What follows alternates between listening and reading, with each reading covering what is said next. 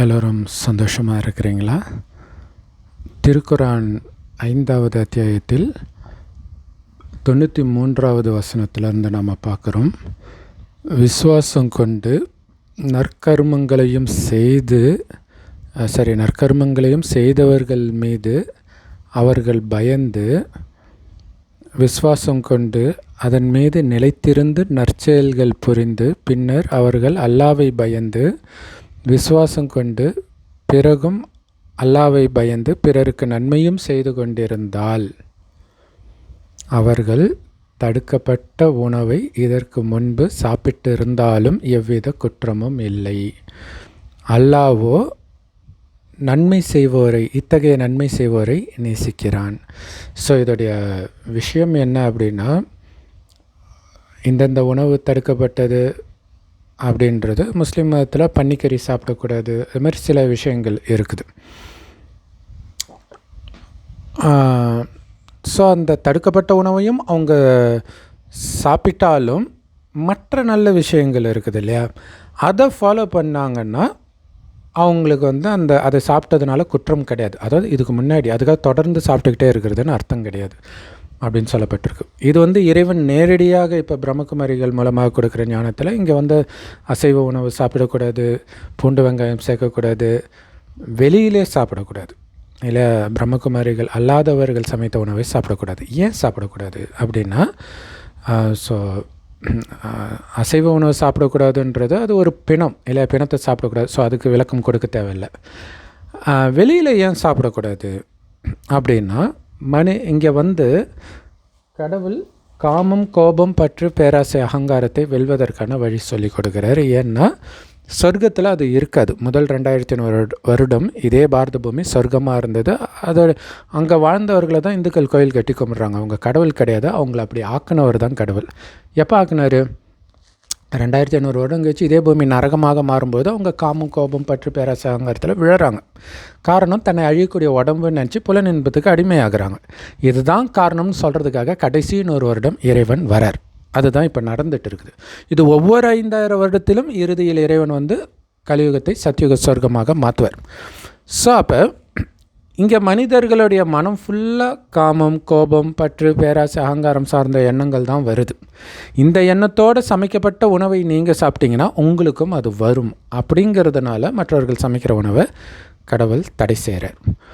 ஆனால் இங்கே ஒரு எக்ஸெப்ஷன் கொடுத்துருக்குறாங்க இல்லையா, அந்த மாதிரி என்ன எக்ஸெப்ஷன்னா, இப்போ ஒரு டிரைவராக இருக்கிறாங்கன்னு வச்சுக்கோங்க, ரொம்ப லாங் டிஸ்டன்ஸ் போகிறாங்க, வீட்டில் சமைச்சே எடுத்துகிட்டும் போக முடியாது இல்லை, 2 நாள் 3 நாள் முடியாது இல்லையா. ஸோ அந்த மாதிரி நேரத்தில் கடவுள் எக்ஸெப்ஷன் கொடுக்குறது என்னென்னா, அப்பயும் சுத்த சைவ உணவு தான் சாப்பிடணும், கண்டதை சாப்பிட்றது கிடையாது.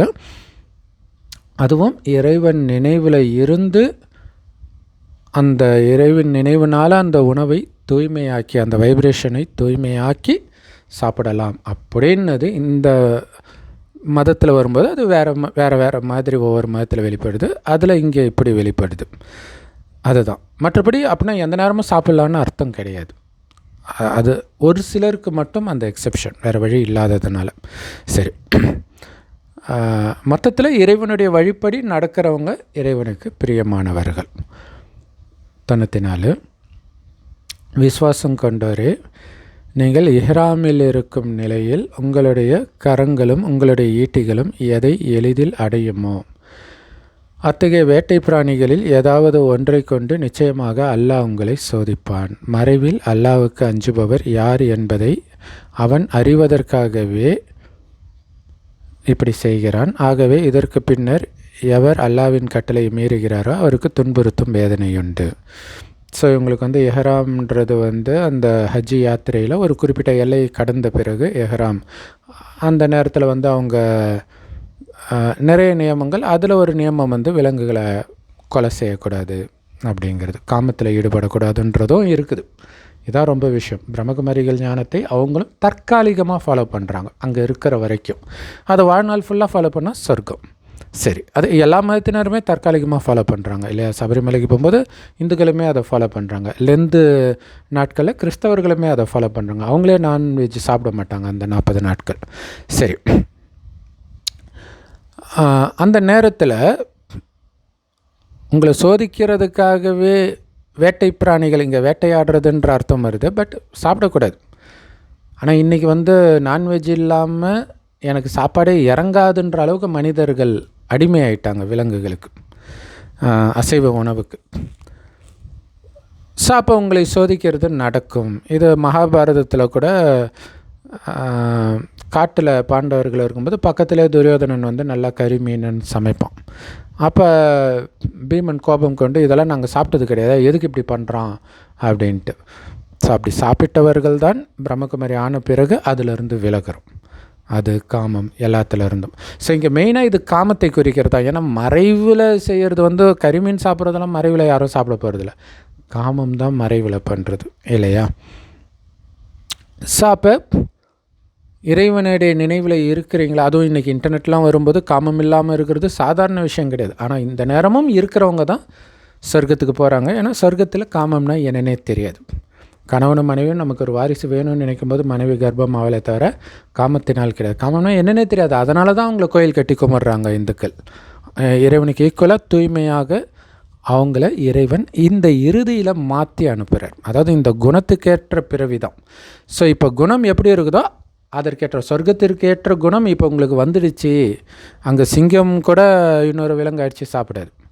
அப்போ மனிதன் கரிமீனுக்கு அடிமையாக இருந்தால் அவனை சொர்க்கத்துக்கு அனுப்புனா என்ன வருது? நரகமாக்கிடுவான் இல்லையா. சரி,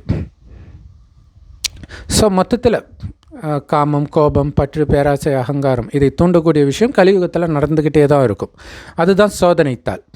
அதிலும் நான் அமைதியாகத்தான் இருப்பேன், காமம் இல்லாமல் தான் இருப்பேன், கோபம் இல்லாமல் தான் இருப்பேன் அப்படின்னு நீங்கள் நிரூபிக்கணும். ஆக்சுவலாக இப்ராஹிம் கதை இருக்குது இல்லையா. இப்ராஹிம் கதையில் தன்னுடைய மகனை வந்து கடவுள் கொல்ல சொல்கிறார் இல்லையா. அதோடைய அர்த்தம் என்னென்னா கொலை பண்ணுன்னு அர்த்தம் கிடையாது. எது அங்கே தடையாக இருக்குது? பற்று தடையாக இருக்குது. அது இந்து மதத்துலையுமே அந்த கதை உண்டு. பிள்ளைக்கறி கேட்ட சிவபெருமான்ட்டு இருக்கும். ஸோ அப்போ பற்று இல்லாமல் இருக்குதா? அடுத்தது மனைவி இல்லையா. ஆசை மனைவியை துரத்த சொல்லுவார்.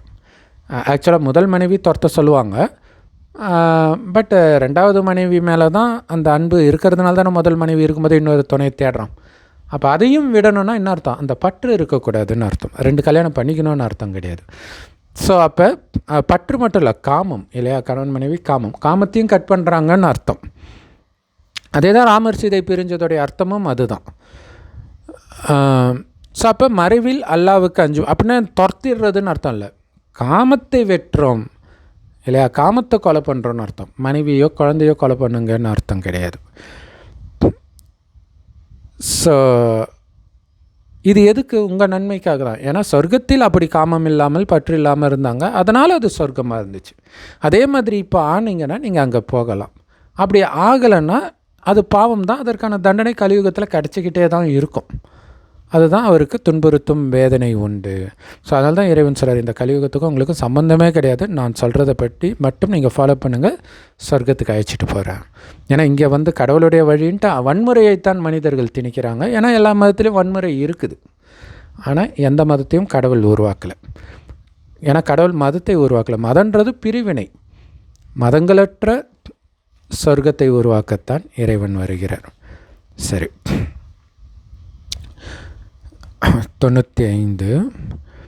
விசுவாசம் கொண்டவரே, நீங்கள் எஹ்ராமில் இருக்கும் நிலையில் வேட்டை பிராணிகளை கொல்லாதீர்கள். மேலும் உங்களில் யாராவது வேணும்னே அதை கொன்னுட்டாங்க, ஆடையோ மாடையோ ஒட்டகத்தையோ கொலை பண்ணுறாங்க அப்படின்னா அதற்கு சமமாக தண்டனையாகும். அப்படின்னா அது ஆக்சுவலாக புரியல, கரெக்டாக சொல்லணுன்னா. ஒரு விலங்கு கொன்னதுக்கு இன்னொரு விலங்கை மறுபடியும் பலி கொடுக்கணுமா அப்படின்னு தோணுது. இது வந்து இந்து மதத்தில் உள்ள அதே விஷயம் இல்லையா, விலங்குகளை பலி கொடுக்கறது கடவுளுக்காக. ஸோ உங்களில் நீதியுடைய இருவர் அதற்கு தீர்ப்பளிக்கும் பொருளை நீங்கள் ஈடாக கொடுக்க வேண்டும். அது காபாவை அடைய வேண்டிய குர்பானி ஆகும்.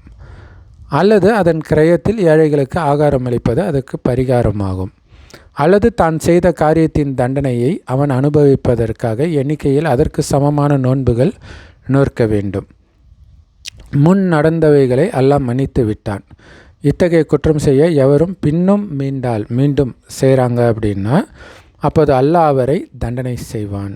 இப்போது அல்லாஹ் யாவரையும் மிகைத்தவன், தண்டித்தலை உடையவன், அதாவது தண்டனை கொடுப்பவன் இருக்குது. ஸோ இதுதான் அது மாதிரி பண்ணாங்கன்னா அதுக்கு பரிகாரமாக அதுக்கு ஈடாக ஒரு விலங்கை வந்து குர்பானிக்காக காபாவுக்கு அனுப்பணும், அல்லது ஏழைகளுக்கு சாப்பாடு போடுறதுக்கு அதற்கேற்ற பணத்தை கொடுக்கணும். அப்படி இல்லைன்னா அதுக்கேற்ற மாதிரி நோன்பு இருக்கணும் அப்படின்னு சொல்லப்பட்டிருக்குது. பட் இது வரைக்கும் நீங்கள் செய்த தப்பை வந்து அல்லாஹ் மன்னிச்சிட்டார். மறுபடியும் பண்ணாதீங்க. பண்ணிங்கன்னா அதாவது இந்த நோன்பெல்லாம் இருந்த உடனே மன்னிக்கப்பட்டு விட்டது. ஆனால் மறுபடியும் தப்பு பண்ணிங்கன்னா உங்களுக்கு தண்டனை உண்டு அப்படின்னு இங்கே சொல்லப்பட்டிருக்குது. ஸோ இதுக்கு ஈக்குவலாக கடவுளுடைய நேரடி ஞானத்தில் என்ன இருக்குதுன்னா, இங்கே காமம், கோபம், பற்று, பேராசை, அகங்காரத்தினால நிறைய பாவம் கடந்த 2500 வருடம் செஞ்சுருக்கிறோம். அதோடைய விளைவாக தான் இன்றைக்கி நோய், இயற்கை சீற்றம், தண்டனை, துரோகங்கள் எல்லாத்தையுமே பார்க்குறோம். ஆனால் இந்த சூழ்நிலையில் காமம், கோபம் பற்றி இல்லாமல் இருக்கணும். முழுக்க முழுக்க இறைவன் நினைவில். இறைவன் செம்பொன் நிறமான ஒளி உலகத்தில் நட்சத்திரம் மாதிரி இருக்கிறார். அவரை தான் அல்லாஹ், பரமபிதா, சிவன் சொல்கிறோம். கடவுள் ஒருத்தர் தான். ஆத்மா பூர்வமத்தில் நட்சத்திரம் மாதிரி இருக்குது. ஸோ இந்த ஆத்மா தான் கண் வழியாக பார்க்குது, வாய் வழியாக பேசுது, அனைத்து காரியத்தையும் செய்யுது. அதை தான் உயிர்னு சொல்கிறோம். ஸோ அந்த ஆத்மா தான் நான்ற உணர்வில் சொர்க்கத்தில் இருந்ததுனால அங்கே எந்த பாவமும் நடக்கலை. ஆத்மான்றதை மறந்து உடம்புன்னு நினச்சதுனால இங்கே பாவம் செய்கிறோம். இப்போ மறுபடியும் ஆத்மான்ற உணர்வில் இருந்து சிவபரமாத்மாவின் நினைவிலே இருக்கணும். இறைவன் கொடுக்குற ஞானத்தை மட்டும் கேட்டு சிந்தனை பண்ணிக்கிட்டே இருக்கணும். ஸோ அந்த ஞானத்தை முரளின்னு சொல்லுவோம். எல்லா பிரம்மகுமாரிகள் ராஜயோக தியான நிலையத்திலும் முற்றிலும் இலவசமாக கிடைக்குது. யூடியூப் வெப்சைட்ஸில் இருக்குது.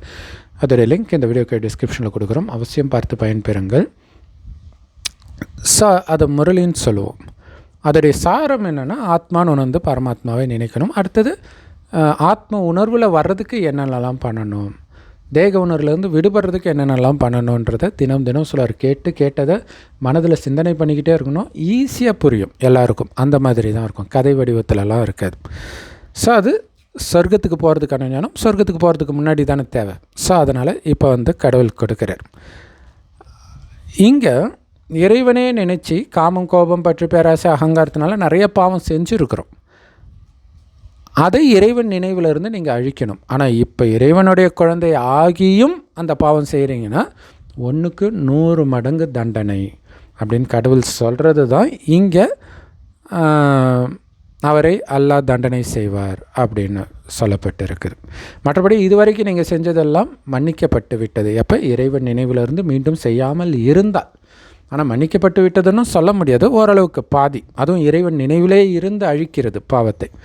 மீதி நமக்கு நோய் வருவதன் மூலமாக அந்த நம்பிக்கை துரோகம் இதெல்லாம் வந்து என்னதுன்னு நினைக்கும் போது தான் உங்களுக்கு வலிக்கும். எதுவுமே என்னது இல்லை இறைவனை தவிர அப்படின்னும் போது எதுவுமே உங்களுக்கு வலிக்காது. இன்னொன்று கலியுகம் அழிய தான் போகுது. அப்போ அழியும்போது என்னதுன்னு எதுவுமே இல்லாதவனுக்கு பெருசாக வலிக்காது.